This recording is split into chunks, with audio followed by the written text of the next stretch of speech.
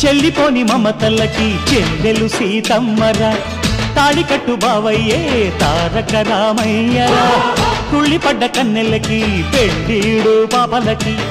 పలచిన బరుడంటే రామచంద్రుడే రాతినైన నాతిగా చేసి కోతినైన దూతగా పంపే మహిమే నీ కథ రామా